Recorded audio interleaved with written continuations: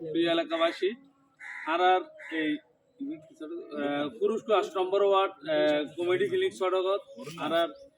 union পরিষদের উন্নয়ন সহায়তা তহবিলের মাধ্যমে আর আর মাননীয় সংসদ আলহাজ সাইফুজ্জামান চৌধুরী জাবেদ সাহেবের নির্দেশনায় আর যে আছে যেটা আলাই কমপ্লিট করবি ইনশাল্লাহ বাকি অংশ যেখানে আছে মন্ত্রী সাহেবের নির্দেশনায় ইনশাল্লাহ তত্ত্বাবধানে আরো দ্রুত একদিন শেষ করে দিম ইনশাল্লাহ বাকি অংশ যেখানে আছে আগামী নির্বাচন তার প্রত্যেকের প্রতি অনুরোধ করলি আর আর জাভেদ ভাই অত্যন্ত ভালো মানুষ এবং প্রত্যেক জায়গায় তারা নির্দেশ দিয়ে দেখি যারা যারা ভাঙা আছে যারা যারা রাস্তা খারাপ আছে মানুষ যেন স্বাচ্ছন্দ্য বোধ করিতে আনিতে পারে এভাবে